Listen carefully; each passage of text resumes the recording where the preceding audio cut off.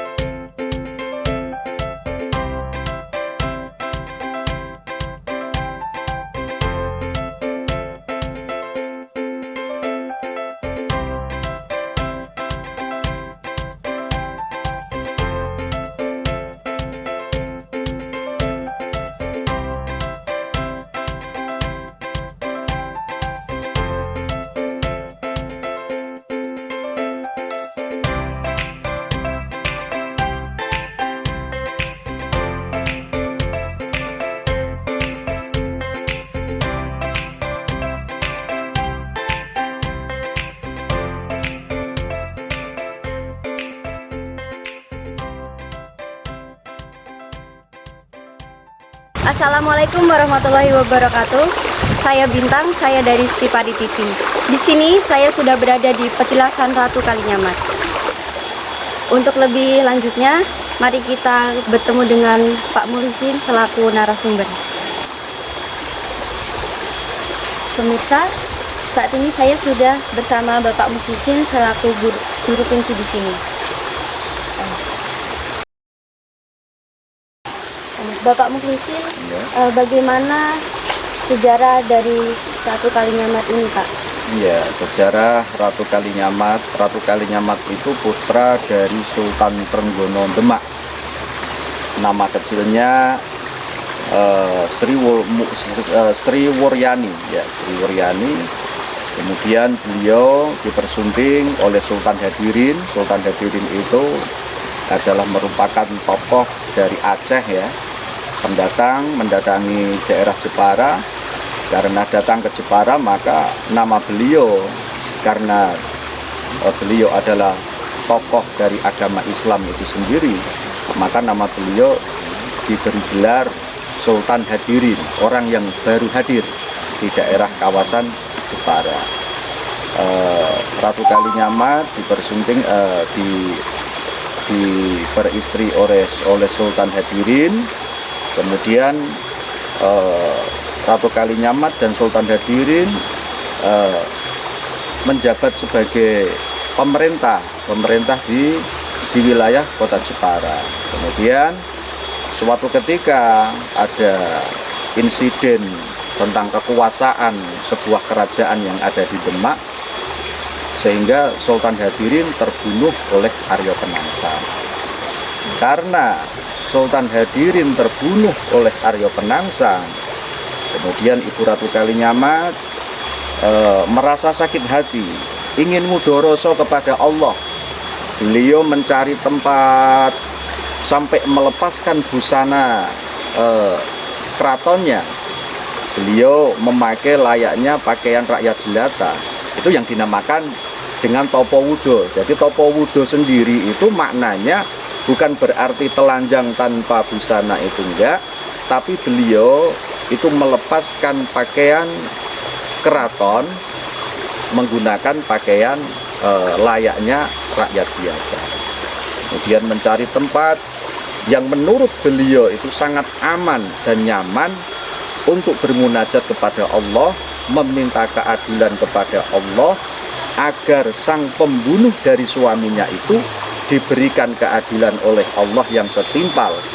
Dan dalam tapanya, dalam semedinya, beliau mengeluarkan iktikat, ora kapati-pati topo ingsun yen durung keramas karo getihe Arya Penangsang lang durung keset karo jambule Arya Penangsang.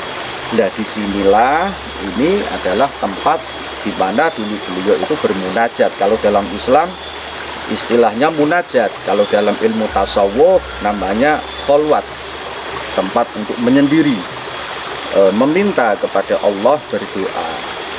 Nah, disinilah dulunya Ibu Ratu Kalinyamat sebelum bermunajat itu mandi.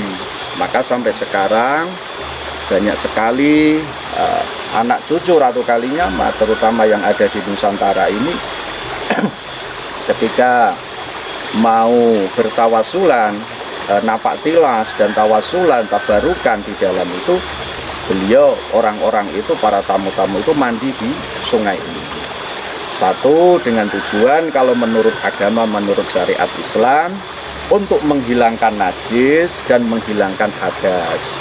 Kalau orang mau berdoa itu kan hadas, najis itu kan harus semua hilang dari dalam tubuhnya.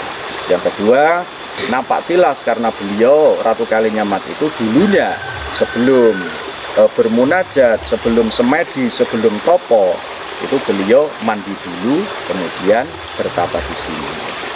Dan ketika Arya Penangsang itu terbunuh oleh Sutowijoyo, maka Ratu Kalinyamat jengkar dari semedinya atau selesai bertapanya.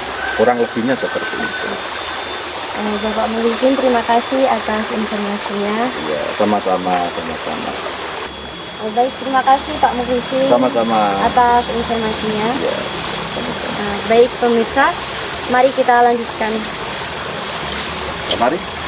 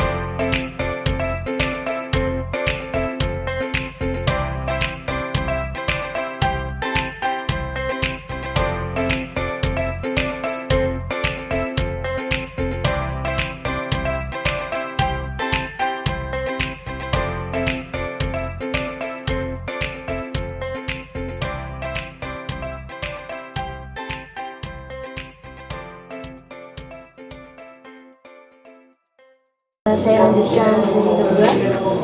Bagaimana tempat ini bisa jadi petilasan Ratu Kalinyamat, Pak? Ya, sebenarnya ini tuh berupa batu besar untuk duduk Ibu Ratu Kalinyamat. Maka ini dikenal sebagai petilasan, karena dikatakan petilasan itu dulunya Ibu Ratu Kalinyamat bermunajatnya memang di sini itu. Kemudian lama-kelamaan dari kalangan para ulama-ulama yang ada di sini, para kiai-kiai yang ada di sini, khawatir tentang nanti kalau batu itu dibiarkan itu nanti disalahgunakan oleh para tamu, para pengunjung untuk yang tidak baik, maka ini batu dibungkus oleh nisan, layaknya seperti makom. Jadi ketika ada tamu yang datang ke sini, itu berdoa di sini, di sekitar batu ini untuk tawasulan, napak tilas apa yang dilakukan oleh beliau Ratu Kalinyamat. Gitu. Ya, Bapak, saya ingin berdoa di sini. Mohon Bapak yang memimpin. Ya, mari.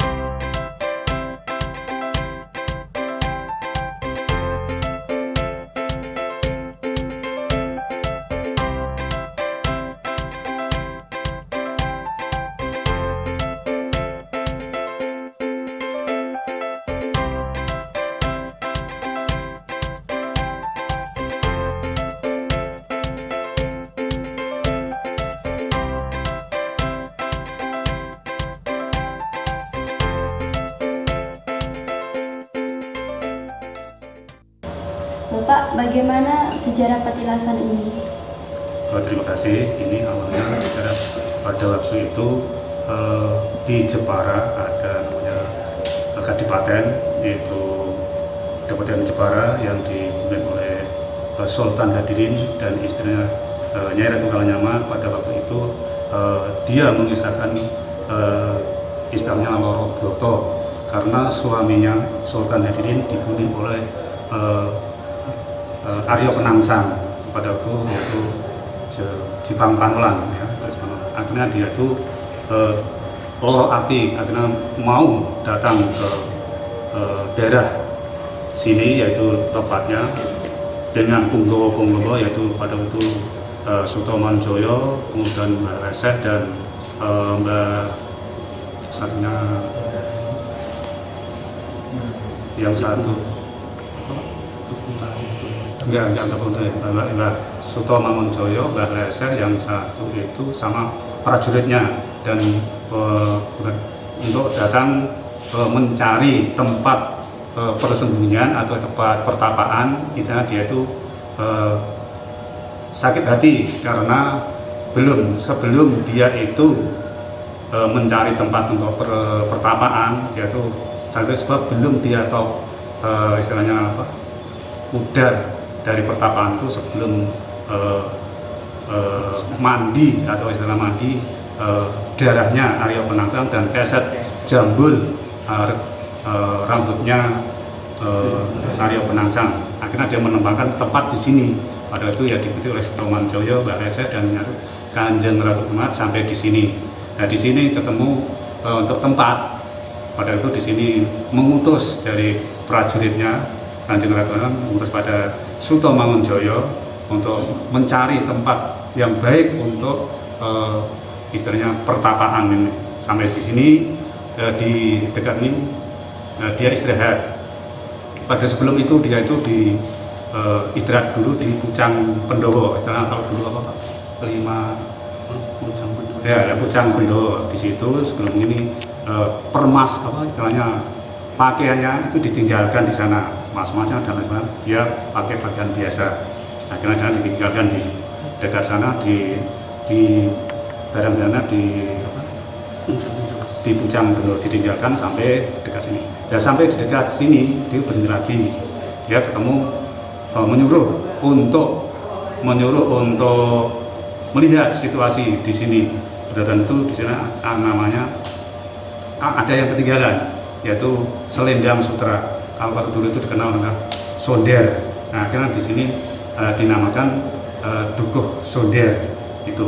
Nah, sebelum ke tempat sini itu sudah mengutus prajurit tadi ketemu namanya sesepuh di sini, yaitu namanya Ki Pejing dengan anaknya, yaitu yang kemarin itu sudah ditinggalkan. Dia untuk mencari tempat sudah.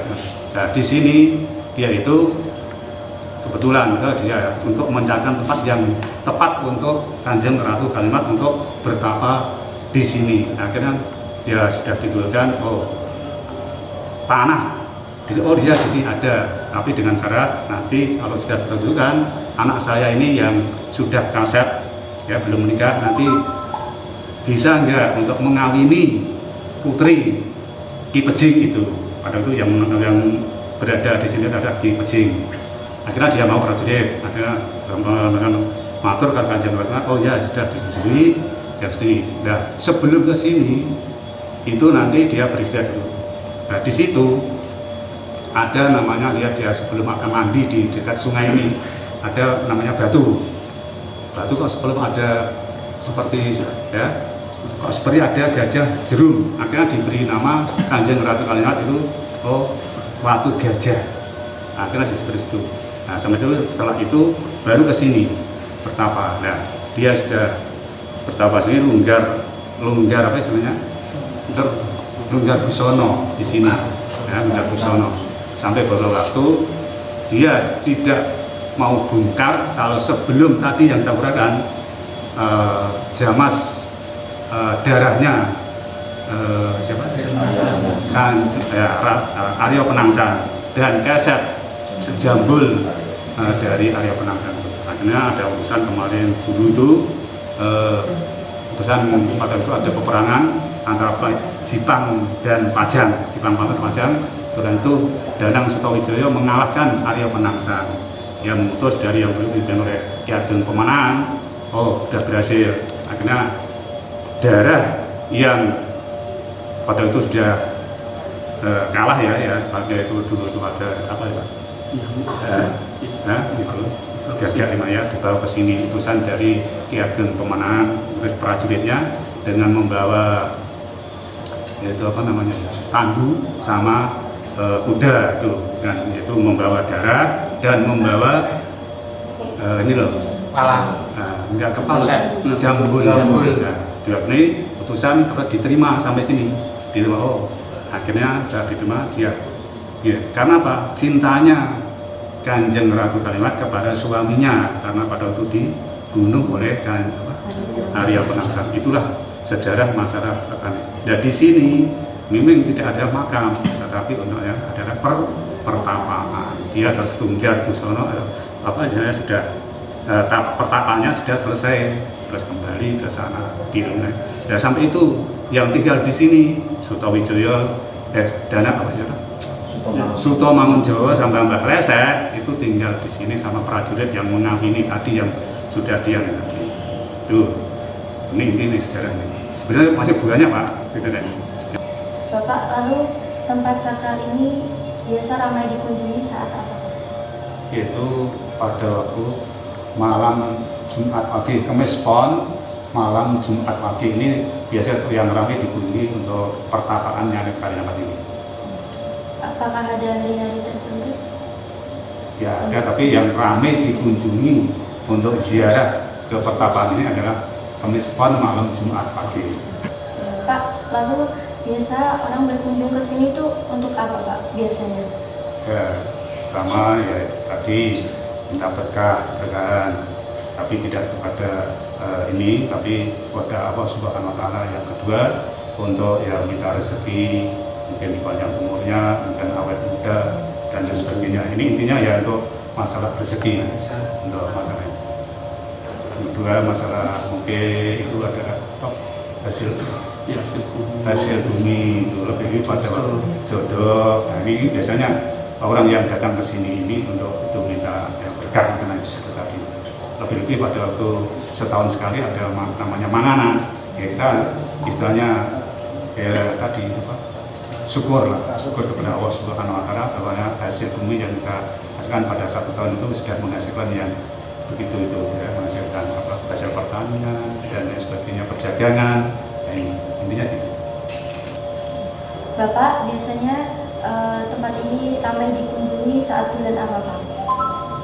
Untuk ramainya ini pada bulan Dzulqa'dah atau bulan Akhir, yaitu bersamaan dengan manganan ya, atau syukuran dalam rangka sedekah ini di satu lahan, yaitu pada malam ya, Kamis Pon malam Jumat pagi di bulan Dzulqa'dah atau Akhir istilah Jawanya. Itu. Bapak, terima kasih atas penjelasannya. Semoga penjelasannya bermanfaat bagi teman-teman yang di studio dan pemirsa yang ada di rumah. Sama-sama.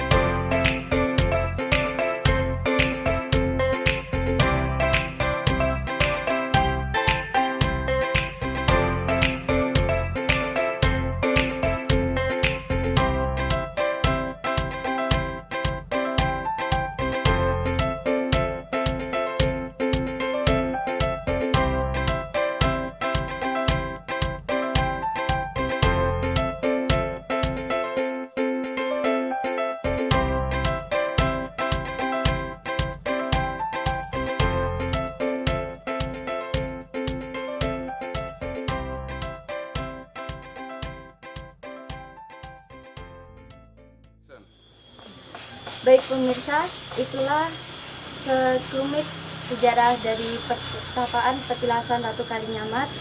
Semoga bermanfaat bagi kita semua.